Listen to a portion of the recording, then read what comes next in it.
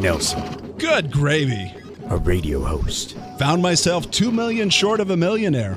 Barely understandable. Gee, Monetti. We can rebuild him. Guy's bright as a napkin. We have the technology. You gotta work with design, vision, and focus. Better than he was before. It's not lonely in my head. Funnier. I'm staring at a bowl of spaghetti trying to figure out which two ends come together. More informative. Characters defined by what you do once you screw up, not if you make mistakes along the way. And just as sarcastic. You sausage. Oh, come on! Give us 60 minutes and we'll give you Nelson Radio every Saturday from 2 to 3 p.m. on KTLK AM 1150. With 29 years in the mortgage business and an array of top-level guests visiting the show, Nelson is in a unique position to bring you cutting-edge information on real estate, business, finance, and law. If you have any questions for Nelson or any of his guests, give him a call at 888-888-2136. That's 888-888-2136. Or check him out online at nelsonradio.com. Nelson Radio. Welcome back. You're listening to KTLK Nelson Radio, where we break down business, finance, real estate, law. We're diving in deep on all of these topics. We're breaking it down like we're construction workers here, you know? So in this next segment, we've got Phil Immel, the real estate guru. And obviously, Phil, you've been on a number of different mediums, TV and podcasts and radio and... You know, quoted. Listen to his voice. His voice sounds like he's a guru. His voice is almost like the Darth Vader low voice, like he knows what the heck he's doing. You know what I'm saying? You got to listen. Before we hear his voice, this segment brought to you by Title 365. If you want to hear more of Phil's voice, call us direct. 888-888-2136. That's 888-888-2136.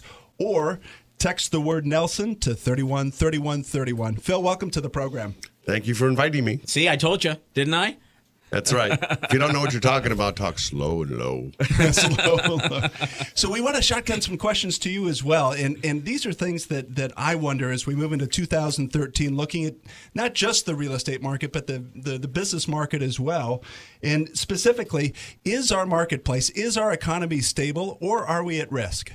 Well, I think the economy for real estate in particular is stabilized this past year, definitely. And I think we're over the hump, but there's still a long way to go. And gradually we're growing out of it. And it's a good, healthy thing for a number of businesses that relate to real estate transactional business. Now, Phil, you are a guru in this area, and I'll tell you why I know that, because I watched something on YouTube on this Chapman report that you do. Yes. Can you tell our listeners a little bit about how the force is with you during this Chapman report? Okay. A number of years ago, I was invited to do the real estate segment for the Chapman University annual report, and then they do a semi-annual update.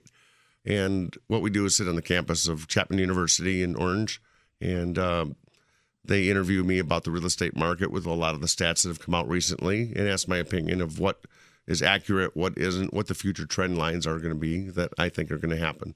Very informative stuff, and I think our viewers can find that just by Googling the Chapman report. Is that correct? They can do that, or they go to realestateguru.com, my website, and it should be linked to that. So during that interview, the S&P Case-Shiller Index was raised, and it reported a 1.2% national appreciation in real estate. But the question I had for you was coming out of the Phoenix market specifically as an example, 22% appreciation.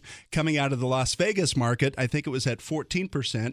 And the concern there, is there another bubble forming? Do we have a bubble within a bubble in terms of the market not being able to keep pace with this kind of appreciation? It's a great question. We get that every day out in the marketplace. Are we going to go back to another big bubble starting like we did 10 years ago? And I think as Stephen Thomas said, you know, these numbers are big, but in my business, I don't think you should look at 1 month trends. You should look at annualized trends in real estate, because it may be up 22%, but it could be, you know, a different number. And I think what's really happening in Southern California and a lot of the United States is higher price homes are selling, so the median prices are going up. It doesn't necessarily reflect it at all price points, so you have to be careful about that. You're listening to Nelson Radio. I'm Nelson. I'm with my co-host, Mike Fell, voted one of Orange County's top 5 most influential criminal defense lawyers. I think that's a Is that why we're here? That's a huge ranking. I don't know. I just wanted to reference that. What's that clinking sound? I haven't been with Top 5 anything. Well, and thank goodness my mother was the only voter. I want to know who those other 4 guys are. That's all I have to say. This segment brought to you by Title 365, bringing real estate transaction status to you live. You can reach us at 888-2136. That's 888-888-2136. Phil, we had in 2012 a large number of entry-level buyers or first-time home buyers. But my impression in working with a lot of different financial statements is that the bell curve, the middle of the group, is still a little bit concerned about buying up. I mean, there's still cliffs everywhere we turn. There's job concerns. Are the move-up buyers going to actually step in and create another surge? I think they're trying to. The consumer confidence is healthier now than I've seen in 6 years in the Southern California market, but they're still skittish. And of course, they're still worried about job losses or a spouse might lose a job or whatever. Most of that's passed. But what the next situation is, it's becoming a catch-22. Inventory, in my guru opinion, will be pretty low this year. I don't think we'll usually get more listings in spring and summer. And I think we're going to see a slight increase, but I don't think we're going to get a lot of inventory.